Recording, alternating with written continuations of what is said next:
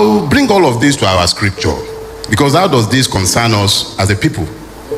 The totality of my life's focus is about securing a future for the Nigerian child. My own is completely selfish.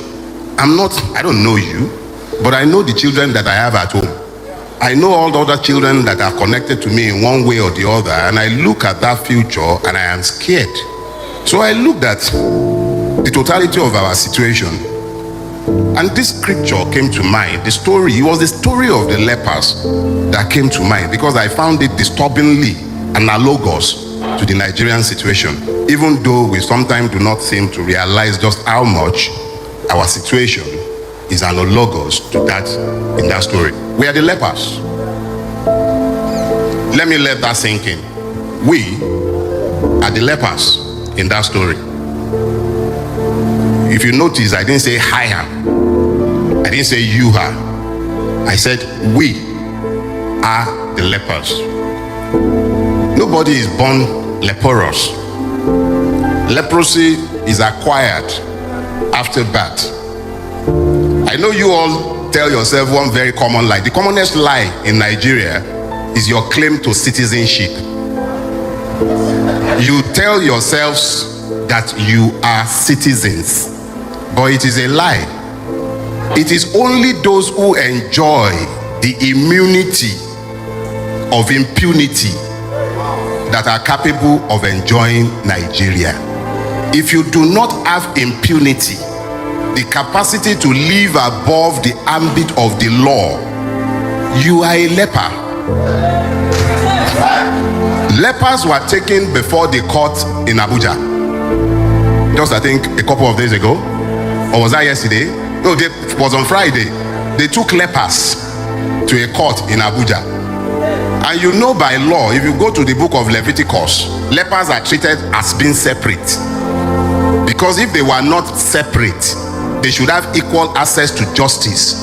And I am sure that nobody should be required to tell a judge who is sworn to protect the weak that those are citizens, if they were citizens. Once upon a time, there was the delusion of citizenship in Nigeria.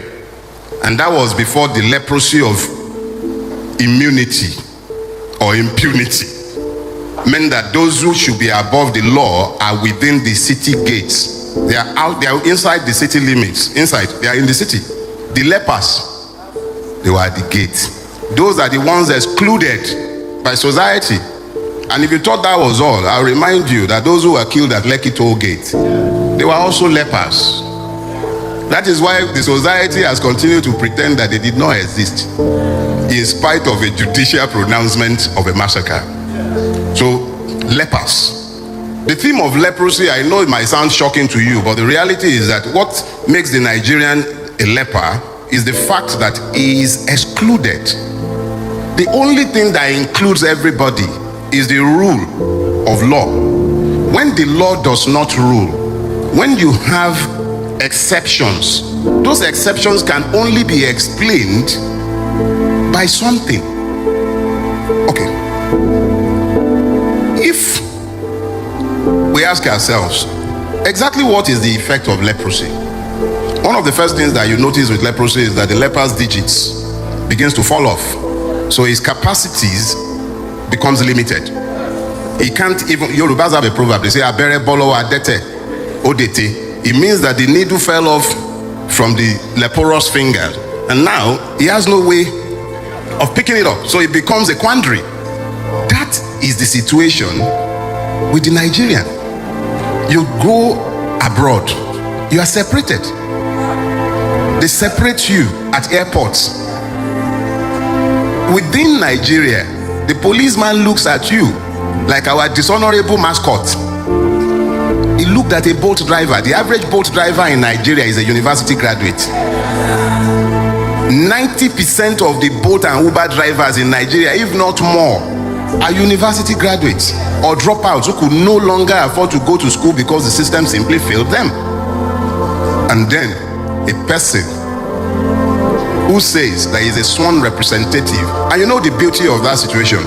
For a long time, lepers have had difficulties in identifying themselves in Nigeria.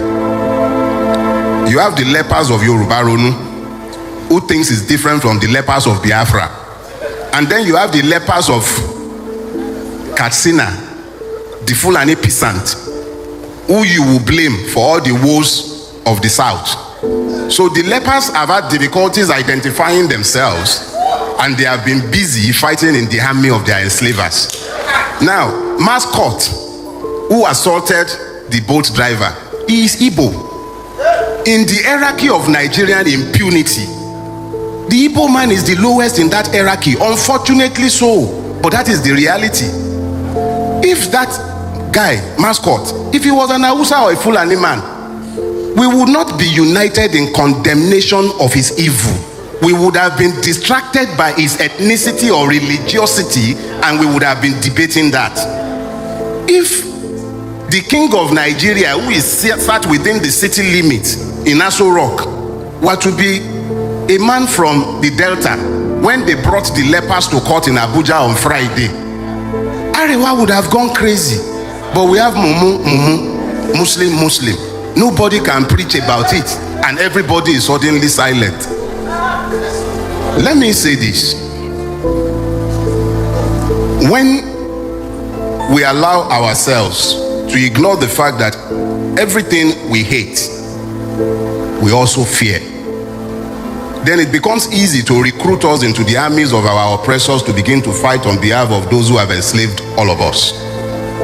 I'll show you. A few months ago, a certain cross-dresser in this town was arrested for spraying money. There are numerous videos online where you find obas, politicians, governors, even presidents, ex-presidents spraying money. But of course, EFCC is not meant for the like of them. It is the lepers that the EFCC must find. And of course, who is more leprous than the one who does not look like you?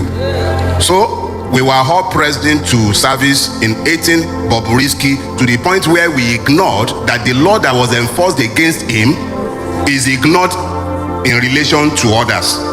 Bobrisky, which is a paradox for Nigeria, the country we have all built, was now meant to go to jail. But of course, since the jail in Nigeria is meant for the poor and the weak, Bobrisky was able to assess the levels of injustice that is available to non-lepers. So he equalized with money.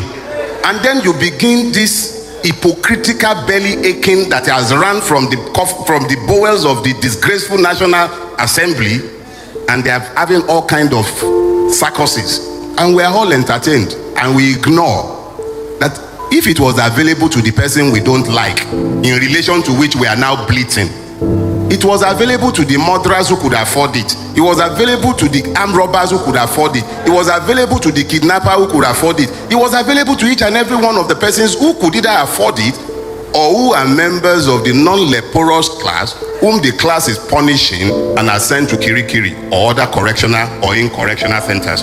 The important thing that we all need to understand in this case is that there is a commonality to this affliction that we forget when we convince ourselves to embrace the hatred by which we have been divided. Who are the Syrians? At least, I think by around verse 5, they start telling us about how the Syrians tents were there. So, who are the Syrians? The Syrians are your fears. The Syrians are the hatreds. All the things that you have used to divide yourselves, those are the Syrians. Everything that we desire as a collective, because I doubt that there is anything the Yoruba wants that the Igbo man does not want, or that the Ijaw man does not want, or that the Fulani man would dislike. We all want the same thing, but we are failing to see the commonalities. The Syrians represent our fears.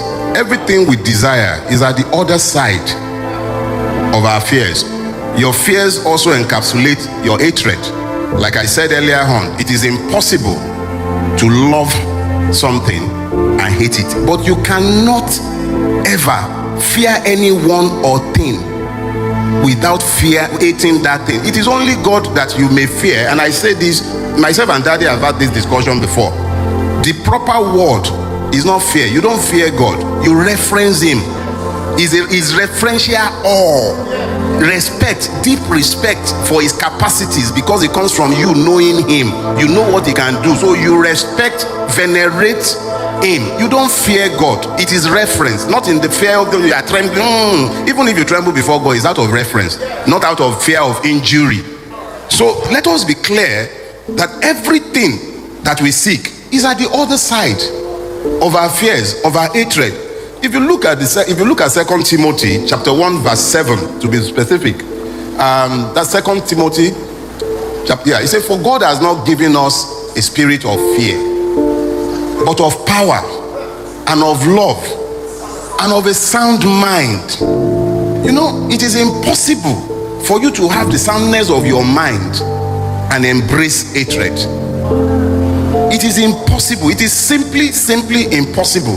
If you have retained the soundness of your mind, the only thing that might happen to you when you are confronted with a phenomenon is curiosity. You are curious. That's why you see Oyibo, when they run into something strange, they want to capture that thing, they want to study it. You know what we will do? If we are not casting and binding, we are finding the kumar with which we will kill that thing, because we are fearful. We have embraced the spirit of fear, and that spirit of fear also predisposes us to hatred. So anything that does not look like us, we are afraid of it, and we cover our fear with the veneer of hatred, because it's easier to confess hatred than to confess ignorance. The average person that you are hating on, whether it's the Yoruba Ponu faction of our country, whether it's the Arewa supremacist, whether it's the Biafran must go, whoever you are in Nigeria, our problems are the same. Exactly the same. It is in now recognizing that these problems are the same that we can now form alliances that leads us out of where we are.